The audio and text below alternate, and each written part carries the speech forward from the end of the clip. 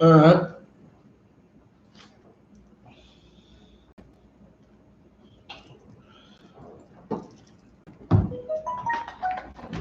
Shalom, Israel, with the Israelite School of Universal Practical Knowledge. This is the third week we are going into and finishing up the history of Judah. Judah takes a little minute because we're getting everything. I want you to get an understanding. The main subject of this class is, or this topic dealing with Judah, is wicked leadership. So what we're going through is the leaders that Israel has had throughout history, and showing why that leadership has gotten us to the position that it has today. Where we left off last week, and we're going to recap before we go forward, is the Maccabees, basically the brothers who were responsible for taking back our city after the Greeks had destroyed it. We're going to get a bit of that history, right? And give me 1 second. Of a recap on that part of the history. In the year 331, that Alexander the Great defeated the Persian Emperor Darius at the Battle of Gaugamela, incorrectly called Arbela.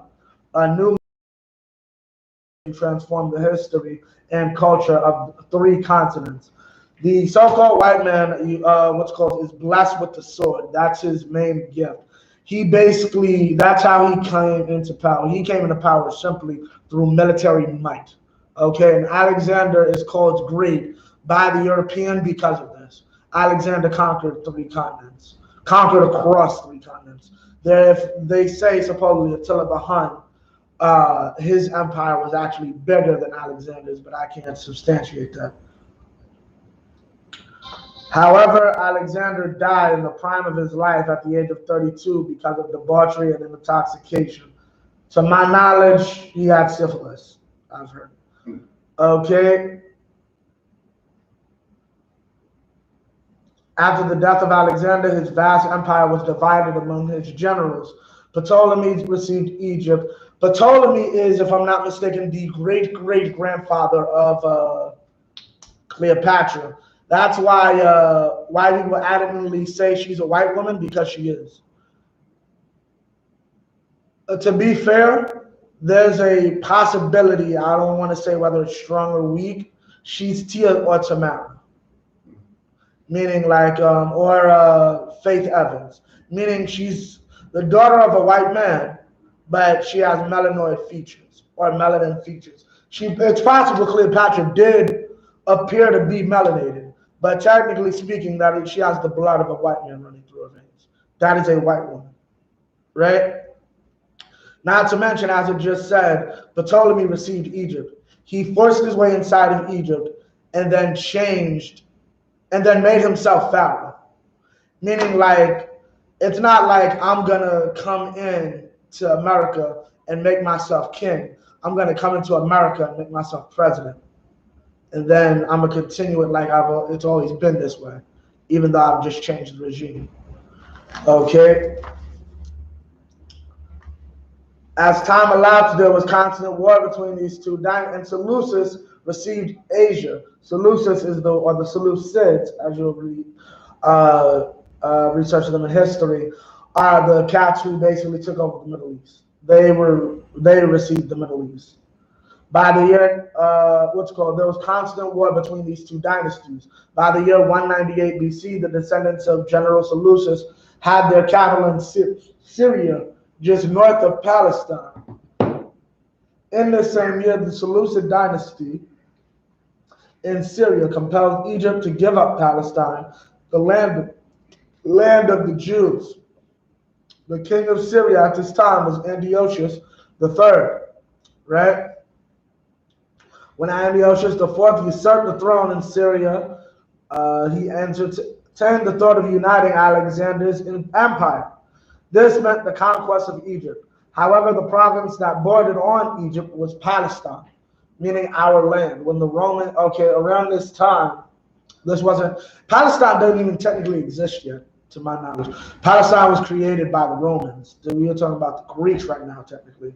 Palestine is basically, they took most of our land, most of the promised land, Edom, Moab, and Ammon, and basically all combined it into one, and that's what you today call Palestine. Most of Palestine is the promised land. Like that little jot that Israel has is basically our capital and the few surrounding cities. The Israelis have barely anything, right? Salaki, at this time, the Jews would not accept Greek culture. Nevertheless, Antiochus was determined to Hellenize the Jews. Meaning what? We wouldn't accept their ways, is what you see in Hanukkah.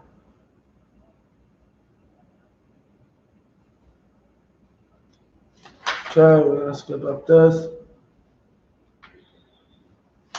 Because of this religious persecution, the legitimate high priest Onias and many other Jews fled into African countries such as Egypt, Ethiopia, and Cyrenaica, meaning Libya. Throughout the last 2,500 years, the main factors that have contributed to the social migration of the Jews were wars, religious persecution, and commerce. Right? All these factors were operating and gave rise to the African Jewish population. Meaning what? Shalakia. Meaning, what does that mean? Meaning what? Our people started to go inside these lands. Why? Running from the Greeks, running from the Persians, running from the Babylonians. We read last week a big chunk of our people that the Most High let survive the Babylonian captivity thought it was a good idea to run to Egypt and live amongst the Egyptians.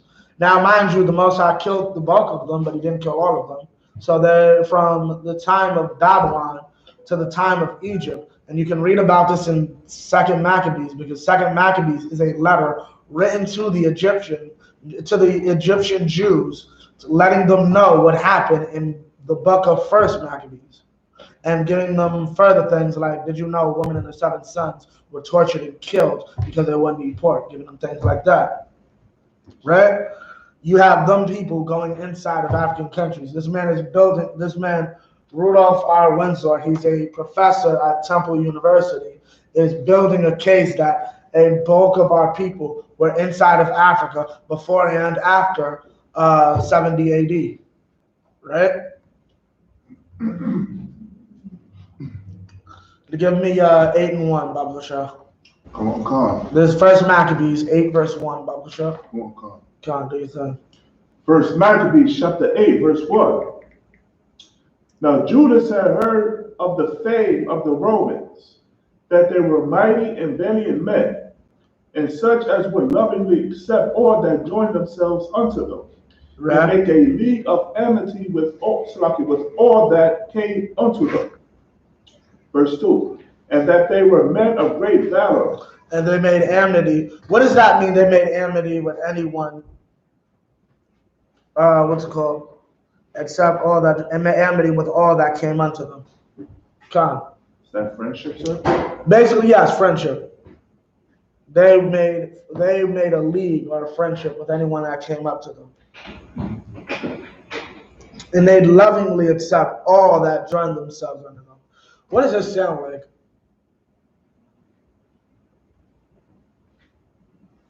John. It sounds like to me diversity. Not necessarily. Something else. I'm looking for a specific, saying. Oh. John. Integration. Give me something else, a little more. I'm looking for a specific saying.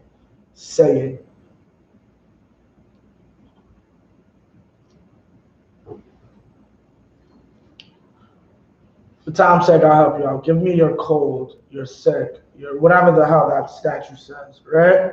That's what that's on. That's that. We'll lovingly accept anybody who comes up to us as a friend. But how are we treated? Were we treated lovingly? Are we treated lovingly? Was Ronald Green treated lovingly? Right? Keep going. Verse 2. And that they were men of great valor. What does that mean, men of great valor?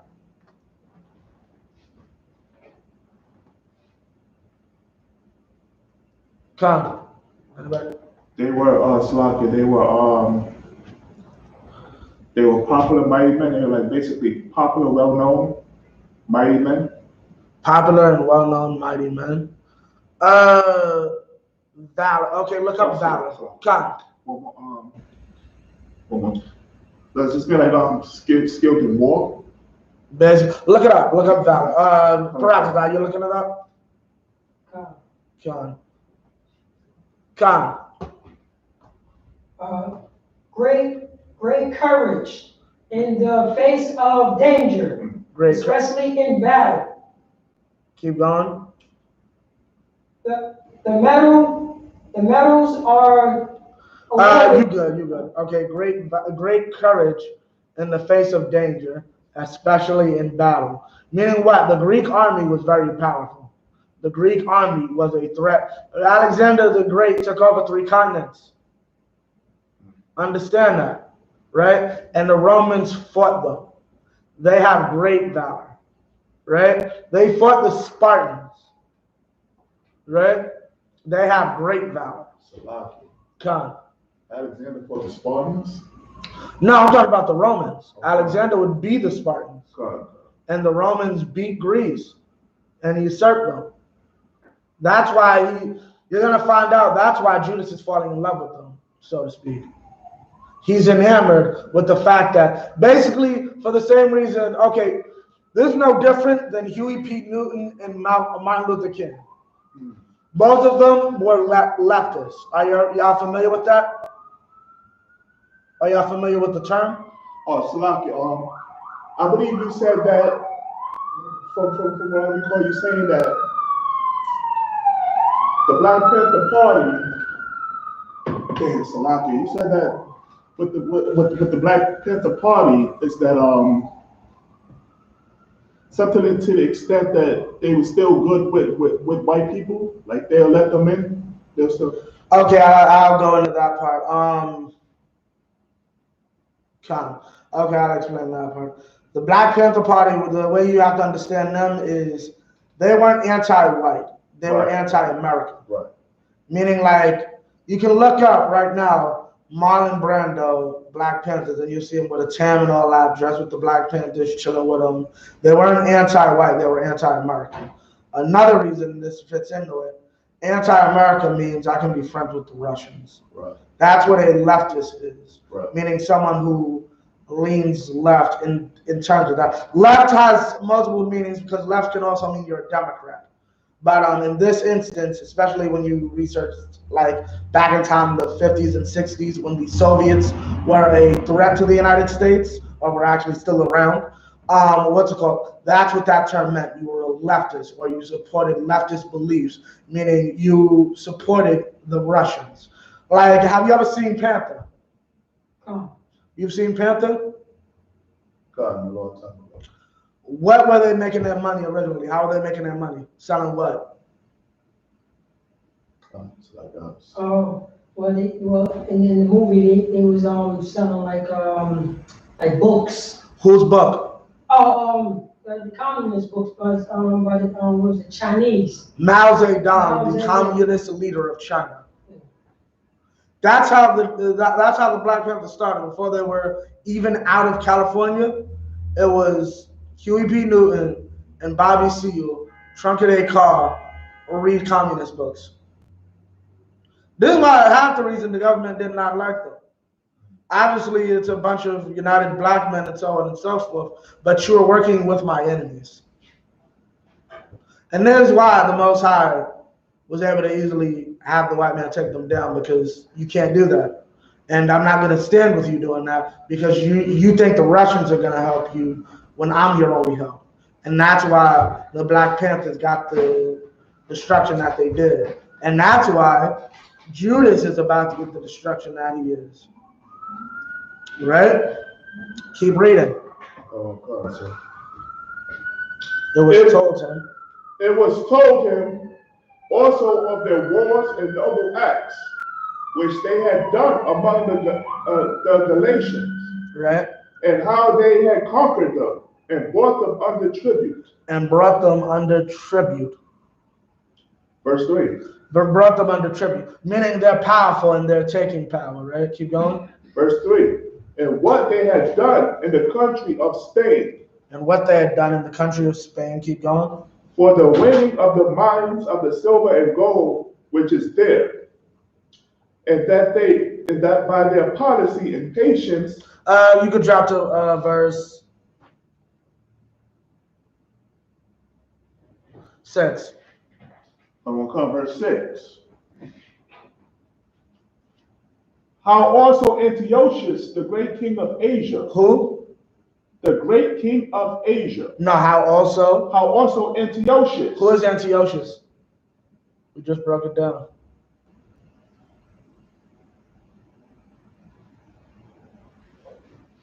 Khan, Parataza?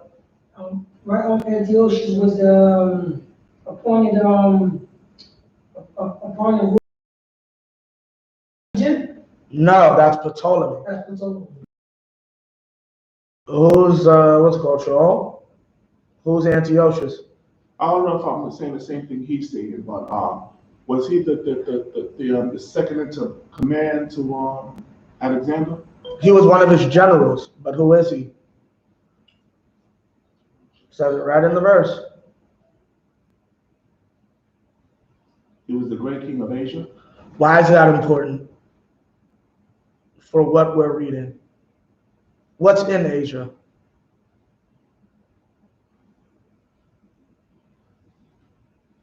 What's in Asia? Very simple. We don't call it that because the white man has his own qualification for that part of the world. But what technically is a part of Asia? Even though, Khan? The Middle East. The Middle East. So what is he also king over? The Middle East. And if he's king over the Middle East and someone's whipping his behind, you're happy about it. You understand now? That's what he's in. That's what Judas is really enamored about. This is my enemy, and you were able to defeat my enemy. That's the problem here. Matter of fact, somebody, Paratazal, while he's getting this, give me Nehemiah 9 and 12. No, Ezra 9 and 12. Ezra 9 and 12. Yeah, Tom, Ezra 9 and 12. I want to say something.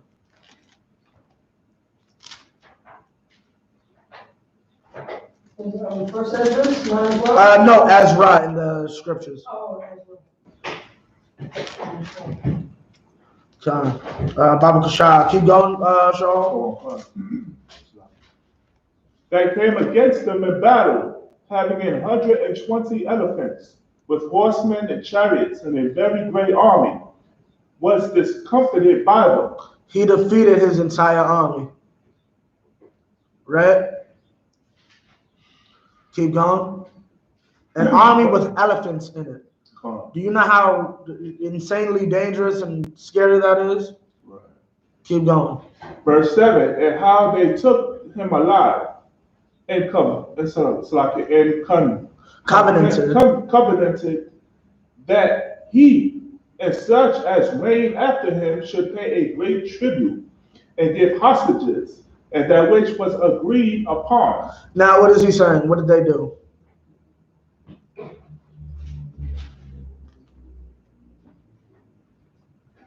Meaning they forced them to pay them taxes. They put him under their control. Meaning why? Even what? Now he's their pawn. So if I'm your friend, he'll be like my pawn.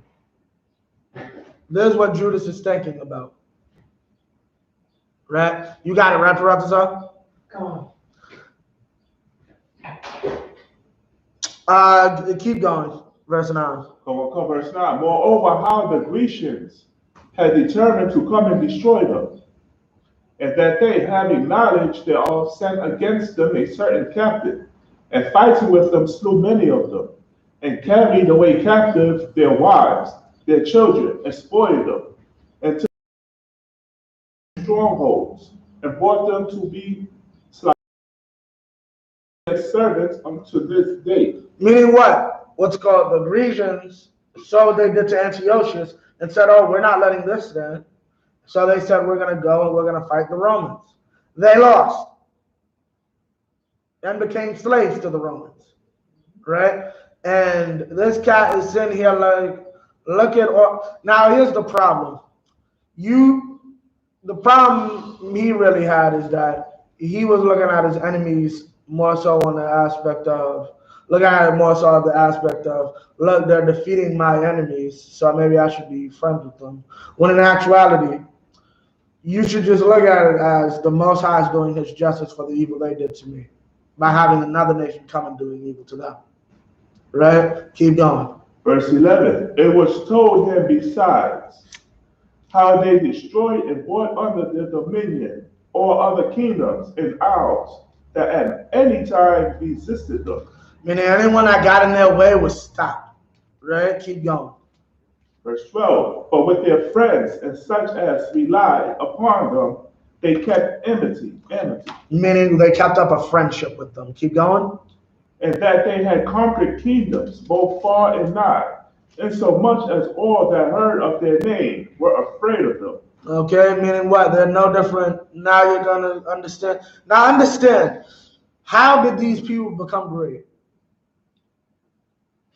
What made the Romans so great? He mentions it almost in every goddamn verse. Come That we stop following No, how did Romans become great? to conquer with the sword. Through conquering with the sword. How did the Greeks become great?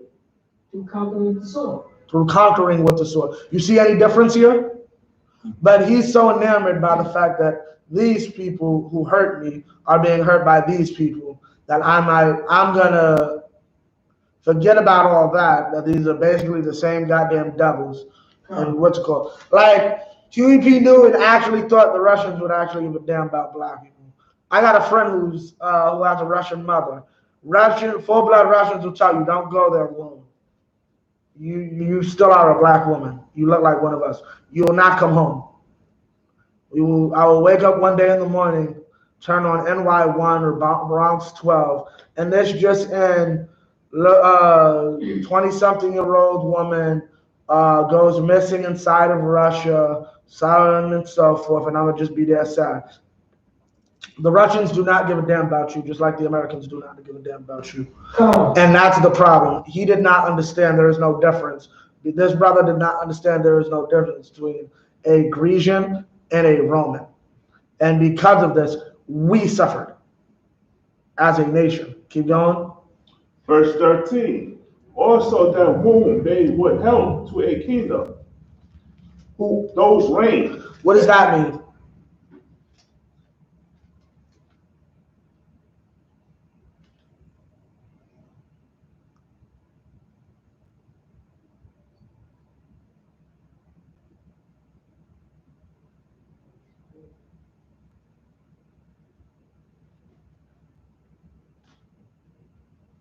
What does that mean? Also, that whom they would help to a kingdom, those reign. Anybody that was willing to be their friends, like I said, enmity? No. Kingdom, those reign. What you gonna say, Paratazar? Similar, pretty much people that was their allies. They was helping them to get to conquer other kingdoms. Meaning, like, you're my friend, we cool. I want to take this guy down. No sweat, I'll help you with that. You want to rule this place, you can rule this place. Matter of fact, I'll handle this. Like what's called, I don't need this to necessarily be completely under Roman control. You live close, make sure they pay me their taxes, and you can do whatever else you want with them. That's what the Romans were doing. Meaning, like, basically like how it works, kind of how it works today. You run this territory, you're my friend, so I'll give you control of this place. I'll let you control this area. Keep going.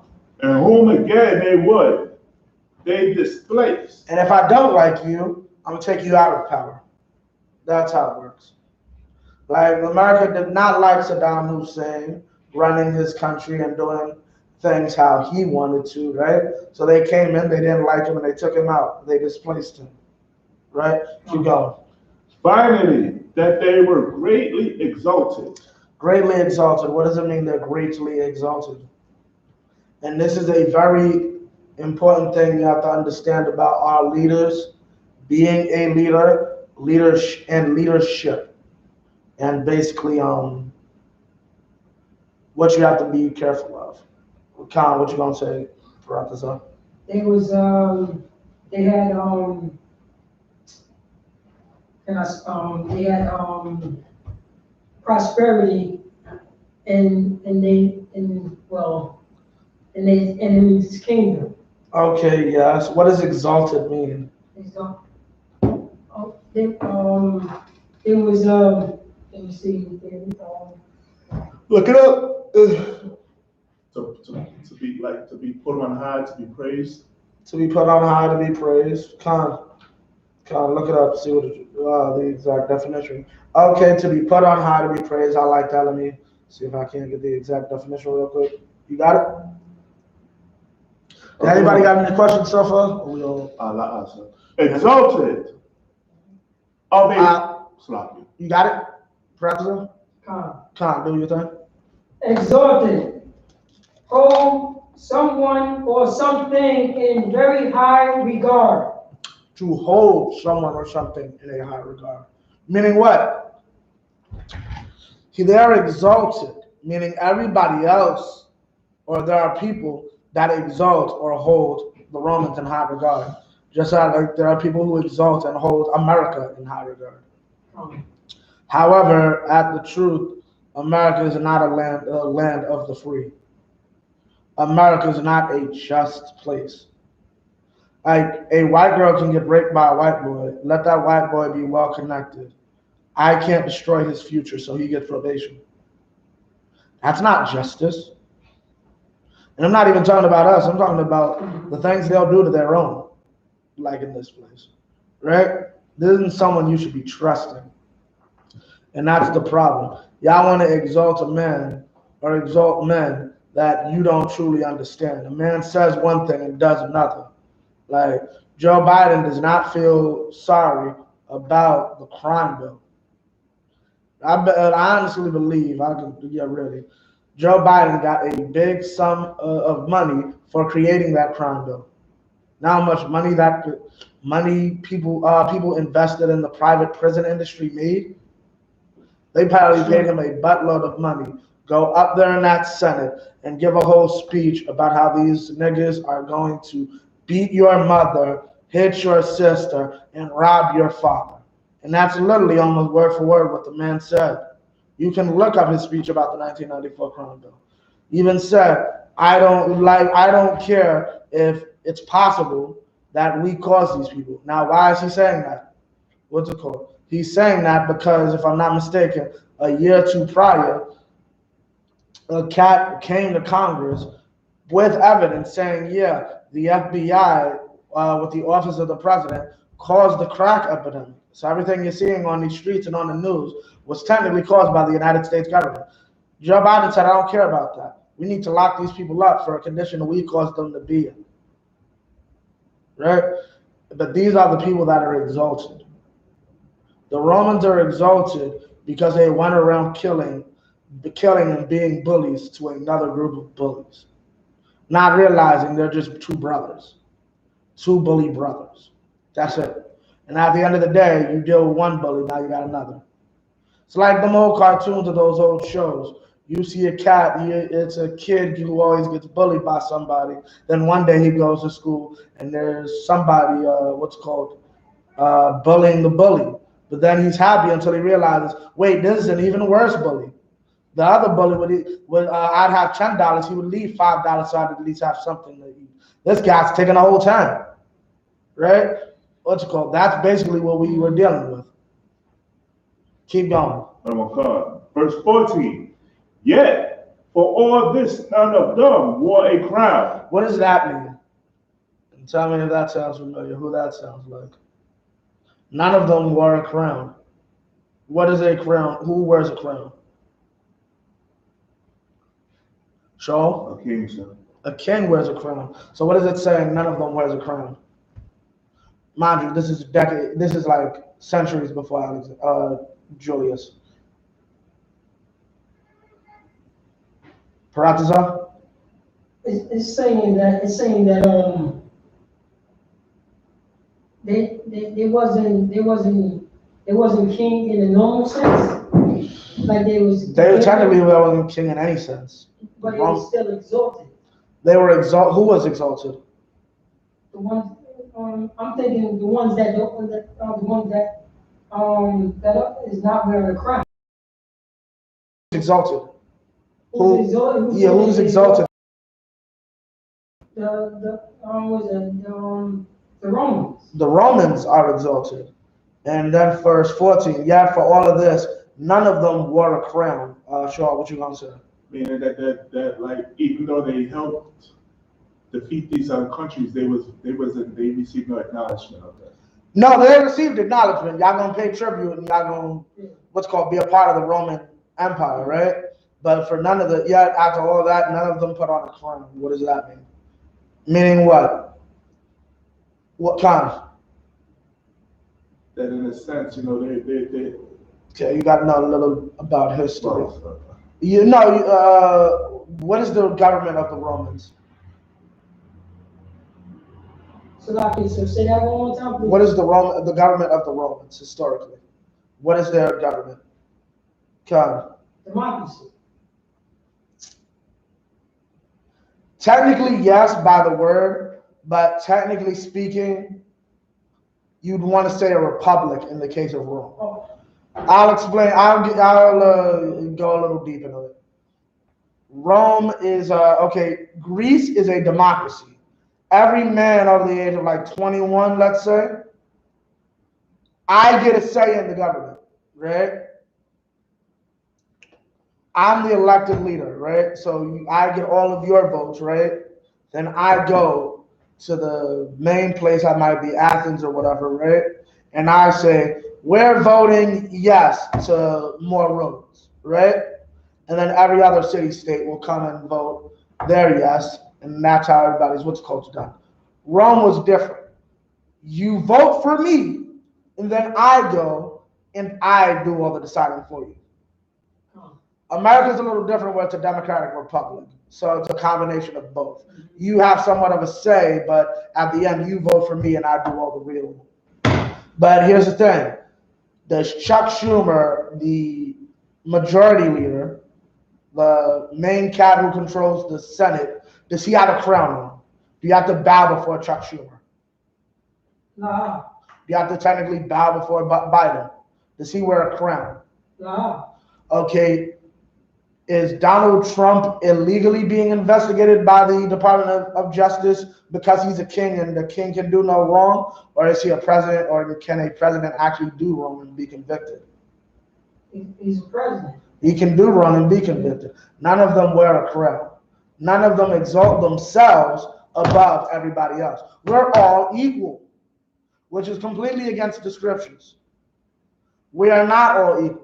And you would think a man who's technically the high priest could understand that. You and your brothers technically all have the same blood of Aaron running through your veins. However, you're in charge, they're not. And then outside of you and outside of your cousins, if you're not what's called a descendant of Aaron, you're just a regular ass priest. You can never be high priest. And then outside of that, if you're an Israelite, you'll never be in a priesthood at all. There is no equality in this nation. Let's not get on men and women. But we're all equal inside of their society. And this is what he was enamored with. Keep going. Come, verse 15. Moreover, how they had made for themselves a Senate house. A what? A Senate house. A Senate house, right? Showing what? They were democratic. You can say a democracy, but technically, historically speaking, Rome is known as a republic. Come. Keep going. Whereas 320 men sat in council daily, consulting always for the people. Consulting always for the people. What does that mean?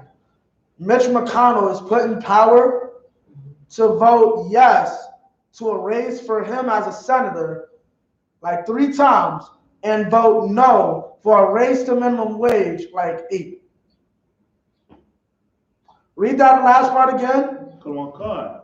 Consulting always for the people. Consulting always for the people that we need a crime bill to fix the drug epidemic that we caused. Read that again. consulting always for the people. Who are the people? The Asians that are getting beat for the last few months, even though we have been getting shot on national television for decades. Read that again. Consulting always for the people. This is what Judas fell in love with, Judas Maccabeus, right? The leader of our people during this time.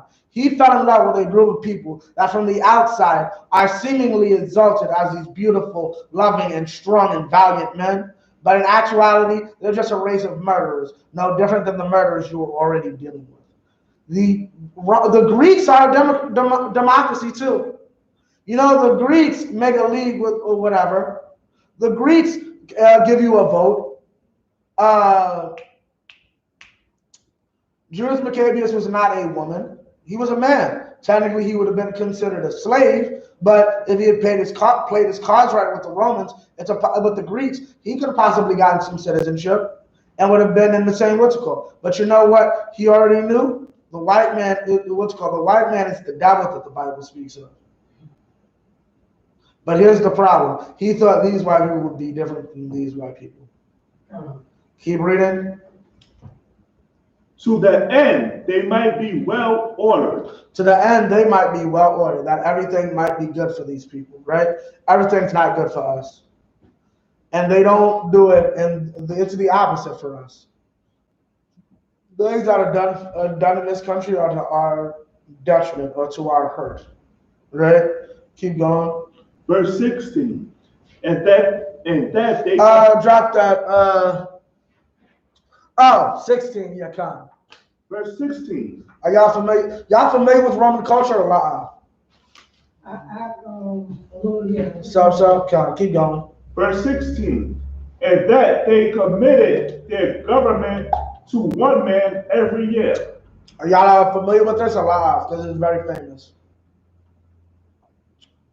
La? They commit their government to one man. Keep going. Who ruled over all their country. Right. And that all were obedient to that one. And that there was neither envy nor emulation among them. Amongst them. Envy nor emulation. Okay, now, what is this talking about? Con. Don't let the time frame fool you. What is this talking about? It's pretty much talking about like an election. An election. This is talking about like the presidency. Now, mind you, it's a little more complicated. It's only for war times, meaning the republic would be suspended in the event the empire is under attack.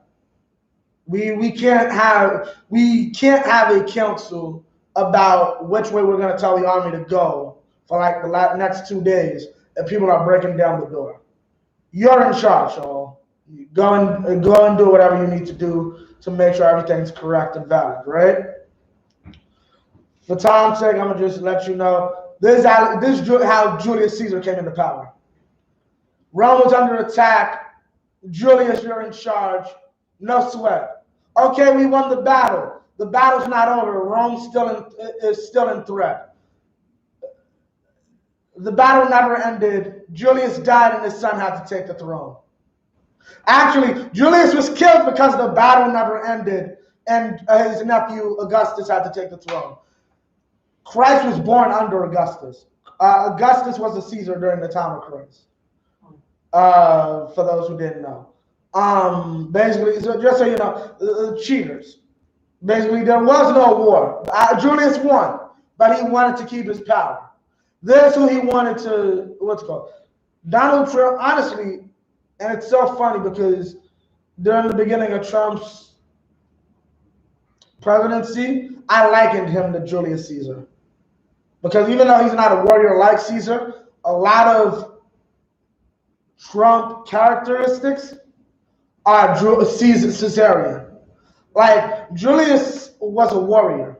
Julius went up there like, yo, like Senator such and such from this. You're an idiot. You don't know what you're talking about. I'm actually on the battlefield. I've seen these cats firsthand. We can't give them no leeway, nothing. We got to go in there strong. We got to do it like this. This person don't know what he's doing. He needs to be fired. Somebody shoot him. That's Donald Trump. That's Julius Caesar when you actually do your research. Caesar was reckless with the mouth. And it's funny because even General Muhammad brought down, one of Trump's advisors said, cross the Rubicon. What's Caesar known for? Going across that water with his army. Right? These are the people that he wanted to make league with. Why? Because maybe I could be president. Maybe I could take over the nation for a while and run this great empire and have all this great wealth and do greatness for a foreign country. And here's the sad part about it, why it'll never work. You can never serve two masters, and I'll prove it to you.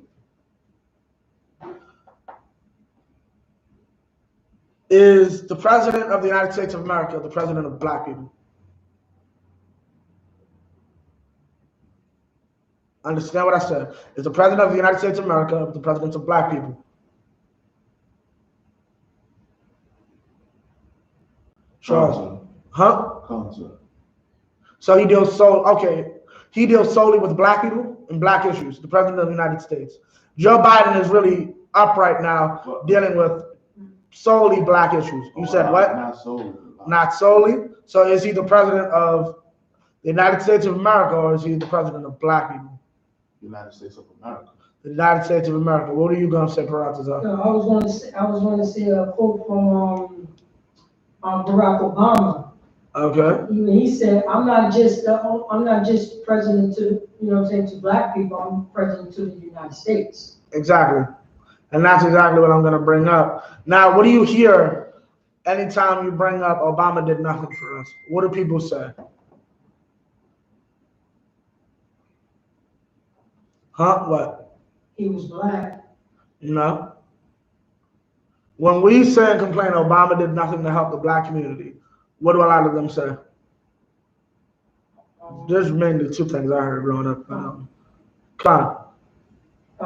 Usually I hear is he was black in healthcare. Healthcare, okay.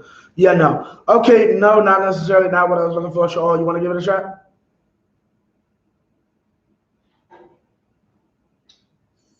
What did they say about Barack? What they said about Barack Obama? Right. About what he did or didn't do for black people. I'll give it to you for time's sake. He had a worry about the whole country. And that's what black people tell you. Yeah. He had to worry about the whole country. Obama ain't do nothing for black people. He had to worry about the whole country. He can't just do stuff for us, right? He got to worry about everybody, right? And also another thing, back in the beginning, them early years, Bush messed everything up, so he can't do anything, right? So he had to fix he had to fix Bush's problems with the recession and all that. So that's why he couldn't. 8 years later, Bush messed things up for 8 years. He felt time to kill Bin Laden and give all them white people all that satisfaction, but he couldn't do anything for us, right? And that's the problem. You want to see it like that, like, I can help Israel. You'll never help Israel being the president of another nation. Here's how you help Israel, helping Israel. People get so mad at us about how we only help our own. That's the point. That's who needs it. That's like a special, Israel's like a special needs child. It's like, I don't mean to use that type of analogy, but it's like any child that needs special care and attention. I can't necessarily be worried about 50 million other things. I can't necessarily be worried about another child. I have to worry about my baby, the one who needs all the care. This is my baby. This needs all my care. Judas didn't realize that. He was too busy trying to be president. Keep reading. Verse 17. In consideration of these things. In consideration of these things. What does that mean? What does it mean to consider? Con. To have a second thought. No, not to have a second thought. To have a first one. Consider it. To think about something. Oh. Right? In consideration of these things. Thinking about this, or with this in mind. Meaning, yeah, Con. Keep going. Of these things, Judas Eupolemus, the son of John, the son of Elkos, and Jason, the son of Eleazar, and sent them to Rome to make a league of amity and confederacy with them. Right, keep going. And to entreat them that they would take the yoke from them. That they would take the yoke from them. Keep going. For they saw that the kingdom of the Grecians did oppress Israel with servitude. There's no different than Huey and Martin and any other simpleton who's trying to go to our oppressors, trying to go to a heathen for freedom from an oppressor. You got the Ezra still? Yeah, Khan. Khan, read Ezra 9 and 12, Baba Bashir. The book of Ezra, chapter 9, verse 12. Now, therefore, give not your daughter unto their sons. That is a law from the Most High. We are not to give our children to theirs. Keep going. Neither take their daughters unto your sons. Right? We cannot. Interracial marriage is a sin according to the Bible. Okay, keep going. Nor seek their peace. Nor seek their what? Seek their peace. Do not seek the peace of a heathen. Okay, it does not work out for us. We cannot seek the peace of any nation. Okay, the only peace we should want is peace inside of the black community. Okay, that is the only peace we should be trying to get. We should not be trying to fix the peace between blacks and whites. That'll never be fixed. You know what can be fixed? The peace between black and brown. That's right. Keep going. Nor seek their peace or their wealth. Or their what? Or their wealth. Or their wealth. They're wealthy, they're exalted, they're a great people, right? All these nations are giving them tribute, right? We wanted Martin Luther King also, along with wanting to have sex with white women, so it was so great to go inside of a white high school, even though the military had to come to escort you into high school. That's how hated you were. You were so hated, the United States military had to escort you inside of the school building and patrol the hallways. Right? There's what Judas wants to make a league with. Keep going. Peace or their wealth forever. Forever. Keep going. That ye may be strong. That ye may be what? May be strong. That ye may be strong. You're going after the Roman strength to try to fight the Greeks. But what is Judas himself known for? Khan. Judas Maccabees, correct? Yeah, Khan. He's known for being a man of integrity and being strong. And what did he not do? What was the offer given to his father, and what did his father do? What did they offer his father? They was exalting him. They offered him riches. Right, they offered him riches. They offered to exalt him and put him in the king's house and make him among the king's friends, right? He said no. He said, I will not seek your peace nor your wealth. And because of that, he was made strong. He was made a general. He has technically the holiday is not named after him, but he's commemorated with a holiday because he had the strength. He had the strength to say, no, I will not be friends with Joe. Do you understand like the detriment of that? Like you are friends with the president of the United States. He turned that down. He could have got Guam. He could have got an island off the coast of Hawaii. That's you now. You and your family can live on this island. And that's your island. You pay me no taxes. No, none of that. Right? Just eat this pork. I will not seek your peace nor your wealth. Keep going. That you may be strong and eat the good of the land. And eat the good of the land. Meaning what? We're oppressed by the Greeks. And they're stopping us from being able to eat the good of the land. Why? Because they're heavily taxing us, so on and so forth. That's the problem. Right? What's it called? And eat the good of the land. Now drop that, give me 7 and 7. Keep reading what you got in 17 or 18. Come on, God. Verse 19, I think you're. Verse 19. Right. Verse 19. They went therefore to Rome, which was a very great journey, and came unto the Senate, where they spake and said, verse 20, Judas Maccabees with his brethren. Okay, now you can Salakia, what's up?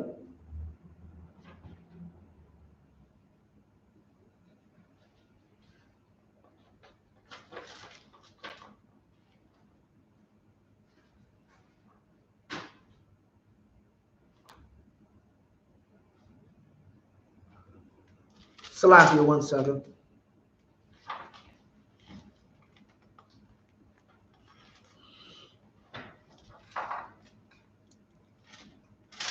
Okay, now, so as we can see, okay, we're gonna skip through this. Okay, yeah, we're gonna skip through this, and we're gonna fast forward. So we made a league with the Greeks, right? We made a league with the Greeks, and that led to the events of eventually centuries later. Now, understand what we're about to get into is the history of Christ and the gospel. Now, we may have to do a fourth week. What time is it? It's 8:15, sir. Okay, maybe. Okay, now we're gonna get into this real quick. Now, the history of. Okay, before we get into that, we made the league with the Greeks. We made a contract. We're cool with the Greeks now, right? What's the problem with that? Like making an agreement with the Romans. Like I keep saying that. The Romans, making an agreement with the Romans. What's the problem with that? Does that mean that we have to forsake our laws? No. I'll take an old Gadite proverb, an old Gadite saying. Come. The oppressor speak with a forked tongue. Paleface speaks with a forked tongue. Give him a hand. And that's exactly it. The Paleface speaks with a forked tongue. We made this league. We made this entity. And why is it important to use the Gadites? The same thing happened to them. That's about to happen to us. Long of the story short, you sign the paper. Gad signs the paper. Judas signs the paper, right? Come back about a century later. Yeah, you see this paper you signed here, under this right line, and these small letters. That gives us control of Judah. You can't do anything about it. You signed the paper. You put yourself in the situation that you made yourself weak, seeking after strength, after peace and wealth. That's what you did. You made yourself weak. Did you pull Ecclesiastes? Or did I tell you to? I may have not have told you to. Give me 7 and 7. Ecclesiastes 7 and 7. Ezra? No, Ecclesiastes. Oh, Ecclesiastes. Now, in the year 65 BC, the Roman armies under General Pompey captured Jerusalem. In 70 AD, General Vespasian and his son Titus put an end to the Jewish state with great slaughter. During the period of the military governors of Palestine, many outrages and atrocities were committed against the residue of the people. During the period from Pompey to Julius, it has been estimated that over 1 million Jews fled into Africa, fleeing from Roman persecution and slavery. The slave markets were full of black Jews. Meaning what? From about the time of the Maccabees to about a few years before Christ, because as I said, Julius's nephew was in power when Christ was born, right? No. Julius might have been in power when Christ was born. By the time Christ was killed, Augustus would have been in power. I'll double check that. But yeah, Khan. So in between,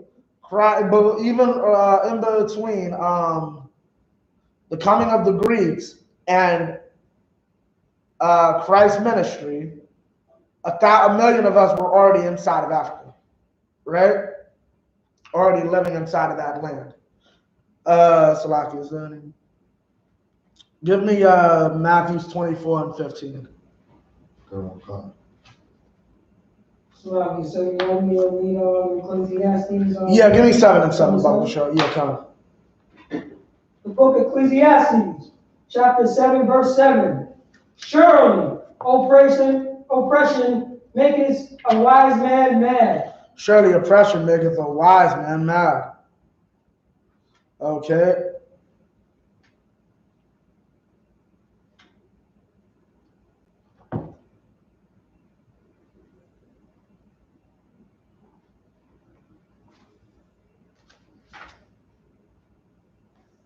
Okay, this is the one I wanted.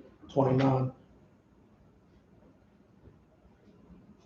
Okay, after Pompey and his legions got into the city, the patriotic Judeans locked themselves behind the temple walls. Pompey realized that he had a major siege on his hands, and he summoned for his battling rams engines of war from Tyre. He penetrated the temple wall, and about 10,000 Judeans lost their lives. The legions of Rome rushed into the temple court where no alien was supposed to enter. That's a law, and I believe that's Lamentations 1 and 10. No heathen is allowed in the temple. They killed the priests as they were sacrificing before the altar. Then Pompey took the audacity to penetrate into the most holy place. He did this to ascertain whether or not there were any images of a god inside. To his amazement, he didn't find any. The invasion of the Roman armies, because everybody has a physical god or deity. But the Holy of Holies is just basically where the high priest goes to do the main sacrifice for the nation, if I'm not mistaken. From this time until the total destruction of the city of Jerusalem. Oh, the invasion of the Roman armies into Judea brought the independence of Judea to an end. This is a book by the same author, Judea Trembles Under Rome. This is his third book. Okay, this book gives you intel into exactly what was going on around that time.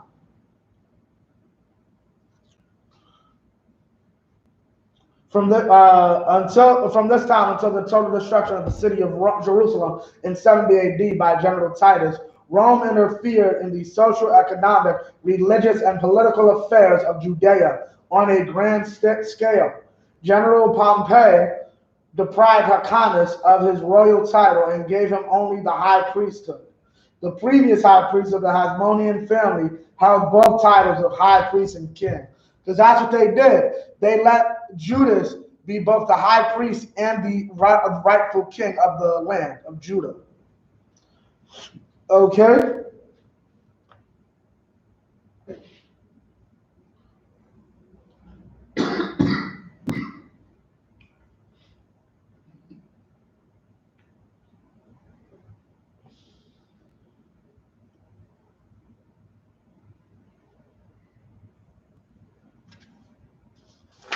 Okay.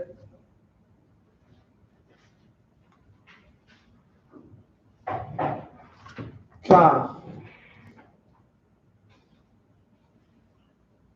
Okay, come. So now that we understand what's going on, what you have to understand is, I'm not going to get into here's what's it called, because a lot of that is, what's it called? Actually, Salaki, I'm going to have you, one of y'all give me something through this. Babakasha, somebody pull Acts for me. Acts, I'll get you the exact verse and all that. Acts.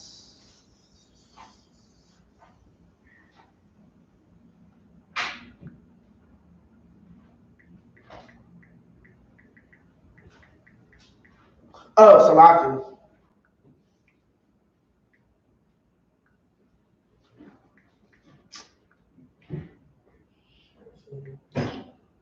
Acts.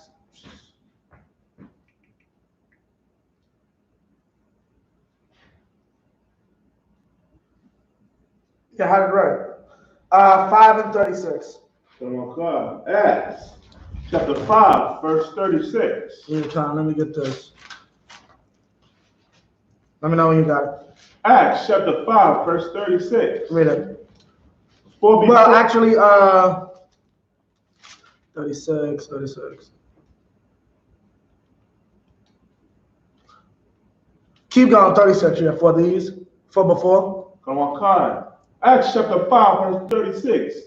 For before these days rose up Theodas. Theodas.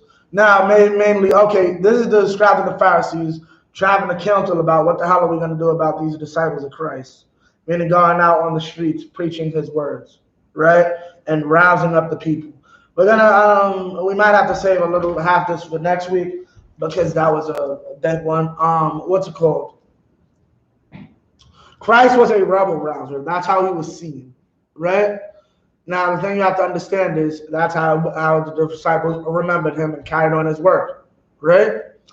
So they're looking at them as more rebel rousers, which is a big problem we've had. Our people have had for the last century or so. Well, no, yeah, about a century or so, because he came in 65 BC, and then up until Christ. Yeah. So, Con, they're talking about how are they going to deal with them. This is their solution. A man rose up by the name of Theudas, right? Before this, right? Keep going. Boasting himself to be somebody. And boasting himself to be somebody. You'll find out in history when you study a bit. Supposedly, a lot of cats went around calling themselves the Messiah during this time. Any cat who could hold a sword right and thought he could fight the Romans, basically, yeah, listen to me. I'm the Messiah, and we're going to take out the Romans. They got killed. Right? There were a lot of Huey P. Newtons and Malcolm X's during this time period. You look up this time period and you research it, it's like 100 years of the 60s. During the life and ministry of Christ, our people were at constant war with the Romans. Our people believed Christ was the carnal redeemer of our people in that war. They thought Christ was going to come on the power and just kill all the Romans. That's what they were expecting to see Christ do. Right? Keep reading. To whom a number of men, about 400, joined themselves, who was slain. In all, as many as obeyed him were scattered and brought to naught. The cat named Theudas rose up, made himself somebody, right? Said, yeah, I'm going to take out the Romans. 400 men follow him. He gets killed. The men scatter. That's Malcolm X. The conscious community is the remnants of Malcolm X. The seven, the God body or whatever they call themselves, derision of Malcolm X. Cats who knew the nation was messed up after Malcolm, they left with him. But after Malcolm died, they scattered. What does that sound like? A specific curse. That is a specific curse. You shall go out one way against them and flee 7 ways before them. That's in Deuteronomy, the 28th chapter. Keep going. Verse 37. After this man rose up Judas of Galilee in the days of the taxing, and drew away much people after him, and he also perished, and all, even as many as. Same thing happened to him. He was against the Roman taxation. Had people following him. They killed him, and then all his followers scattered.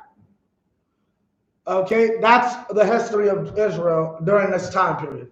Rebellion after rebellion after rebellion. We're going to get the history of how our people saw the kingdom of God.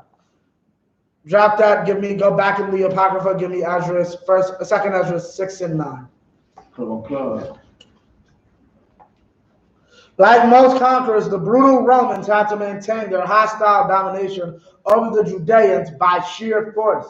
She dispatched more legions into Judea, taxed the people heavily, disregarded the religious sensitivities of the people, garrisoned Roman troops inside the temple complex, took down the high priest and installed puppet ones, Uncle Tom's, that's his words, and supported the half-breed Judean family of Herod to be king. The Herodians were not Judeans, but they had Judean mothers. Their mothers were Jews.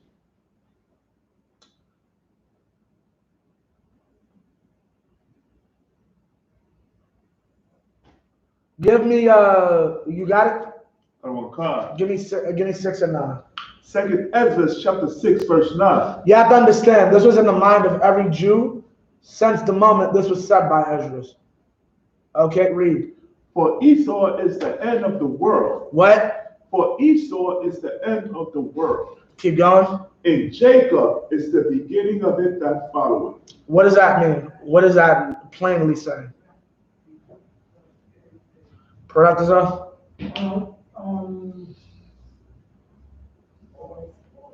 Well, it won't be no more Esau. But it's saying Esau is the end of the world. It's the end of the world. So what's coming to an end? Esau reigned. Esau's reign, right? But what else? And Jacob, the beginning. No. What else is coming to an end?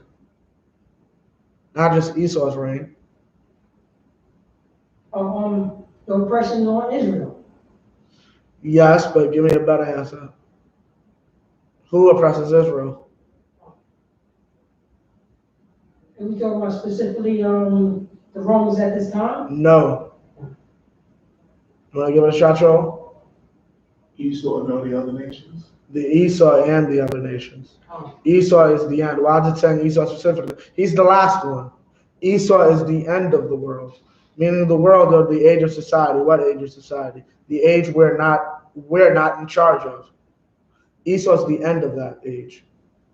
Jacob is it that follows. Meaning what? Once Esau rules the world, at the end of that, Jacob will rule the world forever.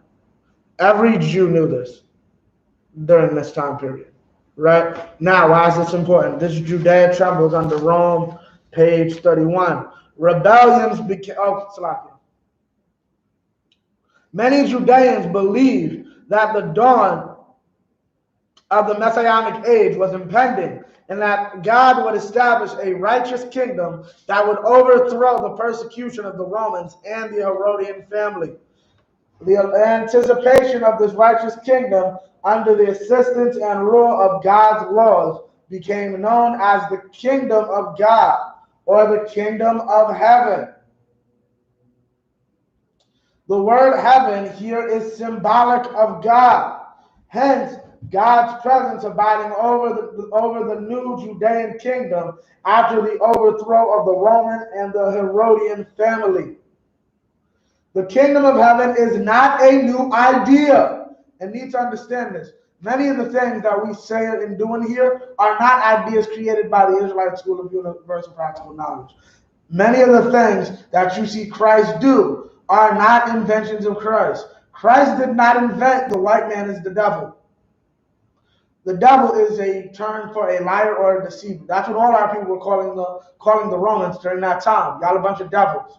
We came in here trying to make enmity with you, trying to be your friend. Now you're overtaxing us, and you have a military presence inside of our nation.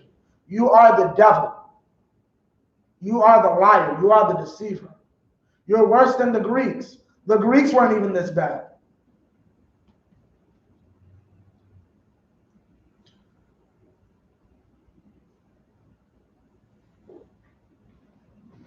And it didn't originate with John the Baptist or Jesus, but with their Judean ancestors. Moreover, the Hebrew scripture impregnated with references to the kingdom of heaven. The idea is credible as long as we understand the kingdom of heaven among the ancient Hebrews meant a righteous kingdom under the practice of God's laws as they were given to Moses. You know what? These aren't our words when we say the kingdom of heaven isn't a magical place in the sky, according to the Bible. The kingdom of heaven is righteous rulership under Christ. The kingdom of heaven is a place on the earth. The Creator God instructed Moses to tell the children of Israel, "Now, if you shall obey my voice and indeed keep my covenants, then ye shall be a peculiar treasure unto me above all the peoples. For all the earth is mine, and ye shall be unto me a kingdom of priests and an holy nation. Furthermore, it is written, in the day of these kings, Gentile kings, so shall the King, God of heaven set up a kingdom which shall never be destroyed." Come. Right? Because that's in his book, correct? Well, yeah. Nowadays, he's quoting a scripture. Well, he was quoting a scripture. He's quoting there Daniel's 12 and 44. He also quoted Exodus 19, 3 through 6. Okay.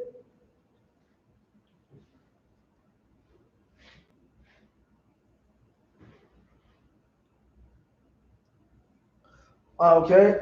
Now, during the Roman domination of Judea, many Judeans were waiting for the advent of the Messiah who would expel the Romans and the evil Herodian family. They thought the coming of the kingdom of heaven and the Messiah was near because they thought God's kingdom was supposed to follow immediately the fourth beast, Rome, the fourth of kind, spoken of by Daniel, the man of God. And because so much turmoil and persecution had overtaken them. And one thing this brother doesn't understand is the prophecy in the Apocrypha. The prophecy in the Apocrypha lets you know, when you see Esau in power, get ready. The kingdom of heaven is at hand, which is what Christ eventually told his disciples. Right?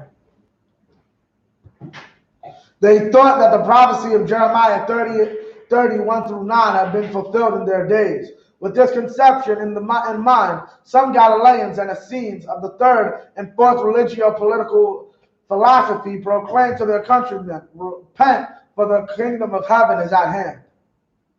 Okay?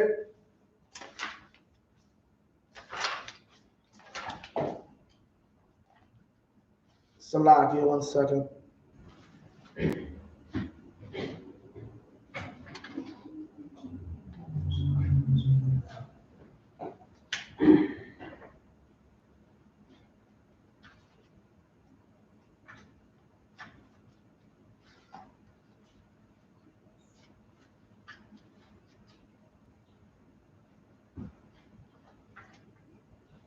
Salakia, 1 second, bear with me.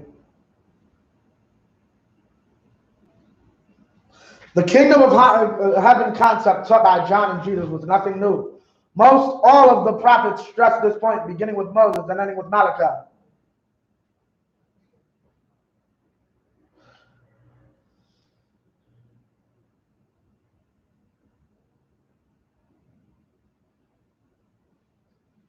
And in Daniel 2:44, he informs us, and in the days of these kings shall the God of heaven set up a kingdom which shall never be destroyed. Here in this short sentence, we have the kingdom of heaven and the kingdom of God, which the Hebrew prophets and people read and taught long before the birth of Christianity. Okay, so the concept or idea of heaven has existed since before Christ, right? This is a concept that has existed long before Christ. Now, what time is it? Oh, we got time. We got plenty of time. Okay, who got Matthew 24? You can't do anything. Take your time. Now we're gonna get into this, and we're gonna get a bit of this. Actually, give me well, y'all familiar, the kingdom of heaven is at hand when he sent his disciples out, right? Come. Now we're gonna get a bit of this. Huh? Still want me to get Masters? Yeah, Con, get what you get in 24. Matthew chapter 24, verse 15. When he therefore shall see the abomination. Yeah, Con, start at 15. Do you think? When ye therefore shall see the abomination of desolation spoken of by Daniel the prophet, stand in the holy place. Whoso readeth, let him understand. Meaning what? What is he talking about? Do you know? The abomination of desolation. This might be a little hard. The abomination of desolation.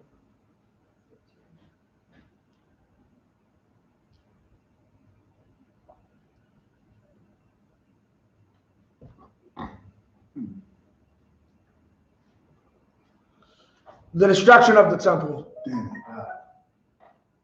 When you see that stand, when you see no one stopping it or doing anything about it, read verse 16. Verse 16. Then let them which be in Judea flee into the mountain. Flee into the mountains. So what is he referring to? What is he saying? And this is good leadership. A good leader doesn't tell you to Christ didn't tell us to make a league with the Romans. Christ didn't tell us to get some secret knowledge. Christ gave us the instructions on how to survive. Run. Keep going. So what is he instructing us to do? Con. To get up and leave, to pack up and leave. Right. When? When should we leave?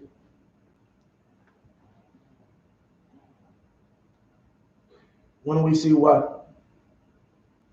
Yes, I just said it. The abomination of desolation, which is the destruction of the temple. Right. When you see that, don't even, because here's what you got to understand. Idiots fought. Idiots said, oh, they're trying to take down the temple. They fought and died. Yeah.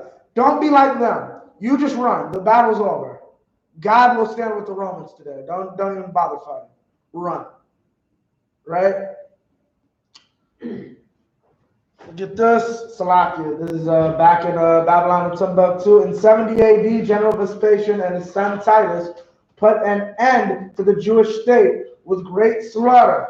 During the period of the military governors of Palestine, many outrages and atrocities were committed against the residue of the people. During the period from Pompey to Julius, it has been estimated that over 1 million Jews fled into Africa.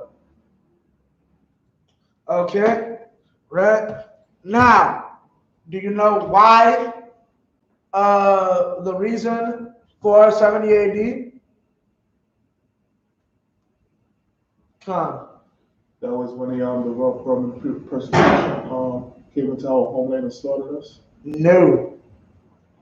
So, 70 AD is not when that happened. They've been in our homeland for 140 years already. In 70 AD. So can you repeat your question? What happened in 40 AD? What caused? No, not 40 AD, 70 AD. What caused 70 AD? You said what caused it? Yeah, come. There was an event that caused 70 AD.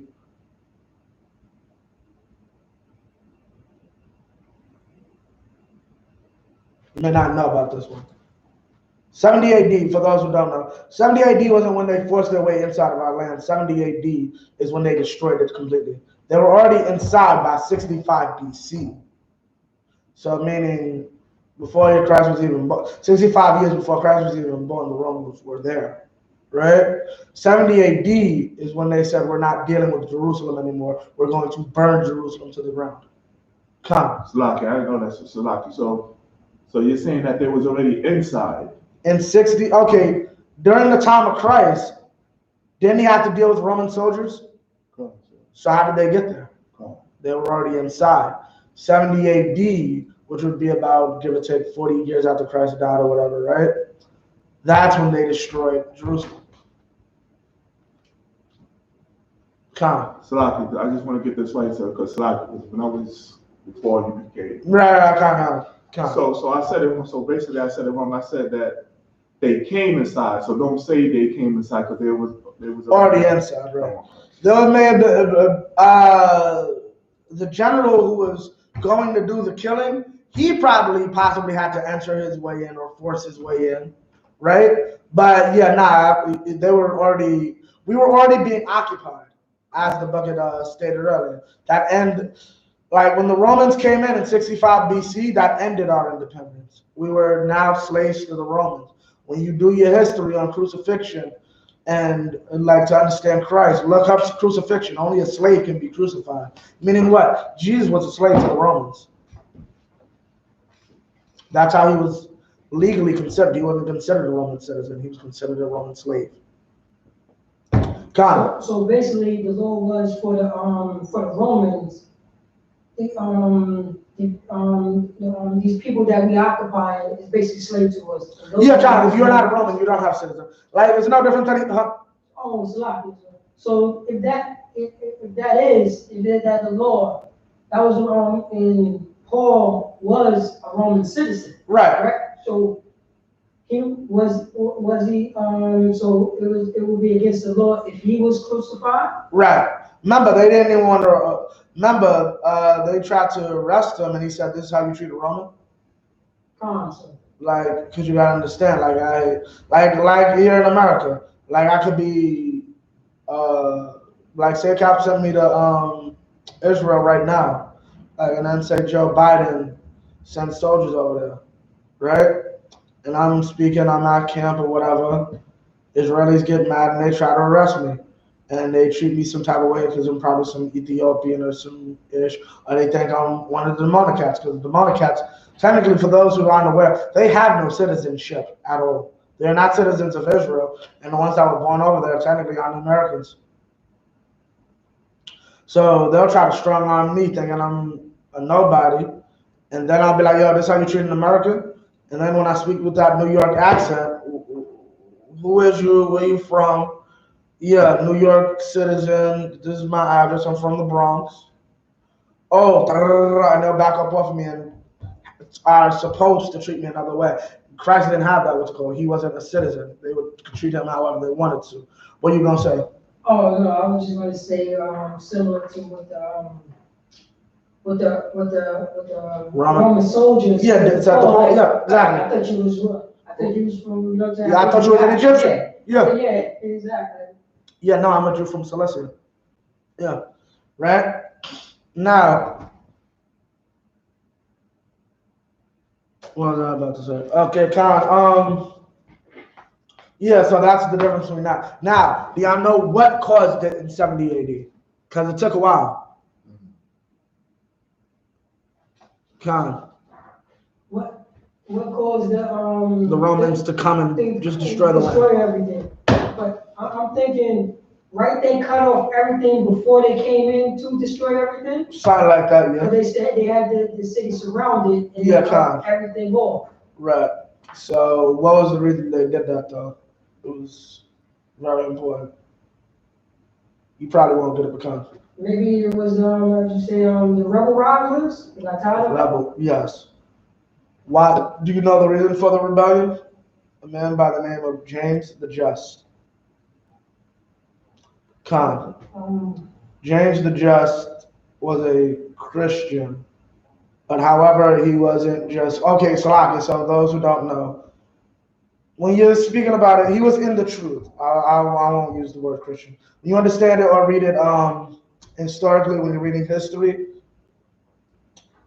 A Christian means you're in the truth. When you're dealing with this time period, a Christian means you're in the truth. A Jew means you're a Christian, or what we would consider a Christian, right? This brother was in the truth. He was a Christian. The scribes and the Pharisees. He was a well-respected man in society, though. In our society, though, everybody liked him. He had the nickname James the Just, right? Everybody liked him.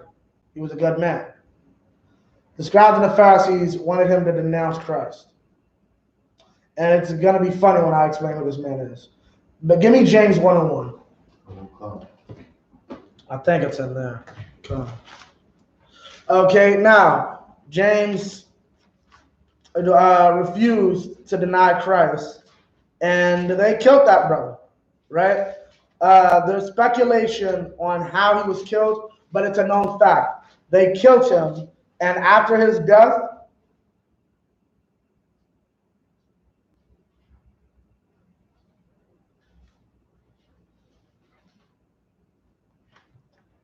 hold up.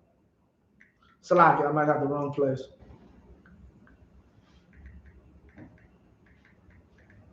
Okay, after they killed him, the people went into an uproar. Basically, imagine George Floyd on crack. Like that bad, right?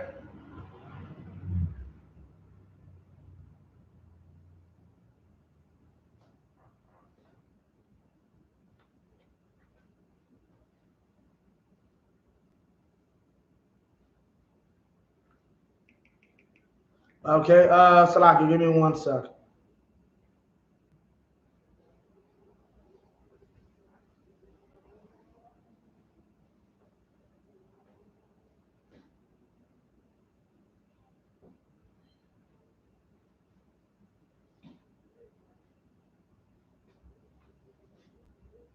Okay, Khan.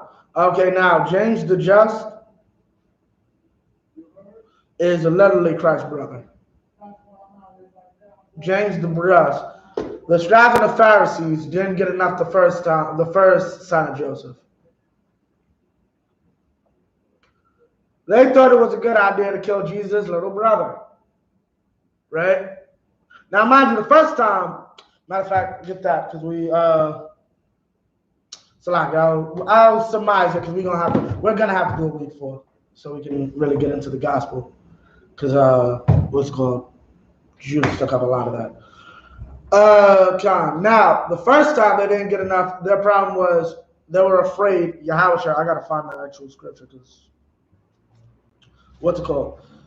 They were afraid of Yahushua basically taking away their seed. Hold up, let me see if I can find that real quick. I know it says it somewhere. Khan. Sir, sir. Actually, are you talking about the time, the reason why they had to, like, they conspired to kill him. Yeah, conspired to kill him because they would lose favor with the Romans. Right. I think there's a scripture that's. No, that's what I'm getting now. Hold on,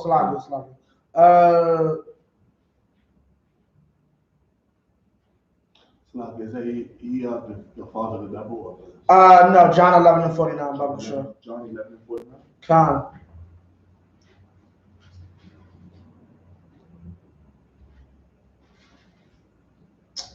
Give me 48 actually. 11 and 48. John chapter 11. John chapter 11, verse 48. Right. If we let him thus alone, all men will believe on him. If we let him thus alone, all men will believe on him. This is talking about Christ, right? Keep going. And a Roman shall come and take away both our place in nation. Now, notice, that's what they're worried about. They're not worried about the fact that, we just read earlier that idiots are like raising themselves up to be great and getting people killed, right? And just scattering, like destroying people's lives and all that. But what's it called? The thing they're worried about, the Romans coming and take away their seed, right? We're probably gonna have to keep going. Verse 49. And one of them named Caiaphas, being a high priest that same year, said unto them, Ye know nothing at all, nor consider that it is expedient for us that one man should die for the people, and that the whole nation perish not. That one man should die for the people, and that the whole nation perish not. What does that mean? Meaning like what? Keep going, read the next line. Verse 51. And this spake he not of himself, but being high priest that year, he prophesied that Yahushua should die for that nation. Because a wicked man in a spiritual seat can still give prophecy or do spiritual things. So meaning what? He's going around saying like, y'all don't know anything about this situation. Like this man could be dangerous. We need to kill him quickly before the entire nation is killed, right? So they do that, thinking that they'll lose power with the Romans, right? Right? If they don't kill Christ, they go and kill his little brother, and then the whole town, the whole nation just goes berserk. You have to understand the scribes and the Pharisees are crooked cops, right? We're gonna get more into it next week, but the scribes and the Pharisees are a bunch of crooked cops, and 70 AD was mainly caused by the killing of Jesus' little brother, right? They killed this man maliciously. It was a lynching. Is the proper term. That's how history even records it as the lynching of James the Just. You can go home and read. You can look this up. 70 AD, and it'll tell you 70 AD was caused by the killing of James the Just, the unjust killing or lynching of James the Just, who is the physical little brother of Jesus of Nazareth or Jesus Christ. It is not a joke. So you just basically look up James the Just? James the Just, yeah, come. That brother's killing led to actually a few years of civil unrest till the Romans just said, I'm done with this. I'm not dealing with this anymore. And destroyed the whole city. So when Christ's little brother ended up getting murdered, right? The people that was also following Christ, and so you're trying to say that the scribes and Pharisees were fighting against him, or they were just. It was not so much us, because you know how we don't riot and do none of that. We just see the times. Like the Most High chose to have this righteous brother's death be the catalyst to raise our people up, to get them to riot and do everything. Let's see how this plays out. Oh, the Romans are destroying the temple. Christ said to head to the mountains. We're not rioting. We're not doing anything. Y'all can do all that. Y'all are the firewood. Y'all are the firewood. We're gonna run to the mountains and survive, right? And that's exactly what happened. And now, what's important about those mountains? Say that again, please, sir. What's important about those mountains? Hold on. Just double check. Yeah, Con. What's important about the mountains? Well, you can't really see it too good, but Con. You wanna know? You wanna know where are the mountains that he's telling you to go to?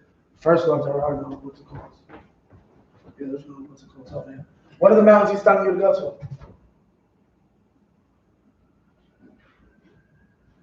Nobody knows? I don't know, sir. Wow. South. What's south? What's south in the Middle East? The mountains are south. There are no mountains. The only mountains north is when you're going up to Russia. From that area. So if the mountains are south, where are you going to go? John. We have to go into the land of Ham. You'd have to go in the land of Ham. You'd have to go into Africa. Now, what did we break down last week about Egypt and our connection with Egypt?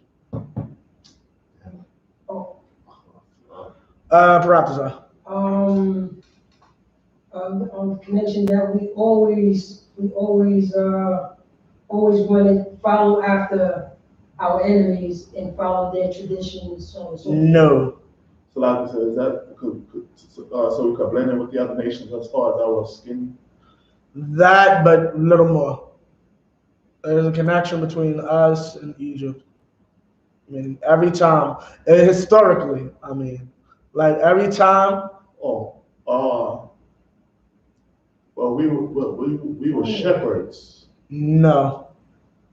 We was always told to go there to escape certain oppression or being killed, so on and so forth. And what else? Okay, I'll give it to you. Every time we would try to flee south into Egypt, our oppressors would just go and take over Egypt. The Persians, the Babylonians ruled Egypt. The Persians ruled Egypt. The Greeks, as we saw with Ptolemy, ruled Egypt. The Romans are about to rule Egypt because of us. Well, they really had Egypt kind of on lock for a, well, no, because Ptolemy was still in charge because of through Cleopatra. Cleopatra is his ancestor, and we know Julius and Cleopatra were an item. And Mark Antony, his friend, and Cleopatra were an item. Meaning what? The Greeks still had power until what? We came through Egypt, and the Romans followed us in. Meaning what? We lost the protection of Egypt. What should you do then? Run some more. Run further west, right? Run a little south. Run further into the land of Ham. And that's how our people started to do it. We're going to get more into it because I wanted to spend more time on the gospel and explaining the wicked leadership of the scribes and the Pharisees. But here's what you got to remember and keep this in your brain for next week. The scribes and the Pharisees are the children, so to speak, of the Maccabees, right? They may not be the direct descendants, but spiritually speaking, it is the same spirit, a spirit of weakness, right? That Christ called the spirit of Satan, the spirit of the devil. You're of your father, the devil, right? That's who you're following after. That's who you want to be like. Judas Maccabeus wanted to be president so bad, wanted to be a part of the Senate so bad. He wanted to be a son of Rome, right? Well, this is what it means to be a son of Rome. Now now Judea lost its independence, and our leadership are men who are more worried about if he'll lose their seat, then what could happen to the people. Like, that's one thing that always got me about that scripture in John, because it's like y'all are more worried about the Romans will take away our seed than saying anything about the people could be killed. Like, they knew who Jesus was. Like, never discount that. Like the scribes and the Pharisees knew full well we are talking to the Messiah. Like, we are talking to Adam and Solomon reincarnated. They understood this. But at the end of the day, if y'all gonna believe the cat can't do what he's claiming to do, like take down the Romans, then shouldn't you care about the people he's leading astray? No, all you care about is the money you might lose from the Romans not paying you. And that's all it is, because you got to understand, just like your pastor today, just like your leaders today, they're paid by our oppressor to keep us in check. And that's why 70 AD happened. That's what they were afraid of with Christ. If one cat could really stand up here on a piece of wood and convince the entire nation to not mess with you, you're not the man for this job. You're fired. Right? And that's what they were afraid of, instead of doing their job and actually leading the people. Okay? And with that, I pass the class over to Police and Officer Shaw. Look at the class.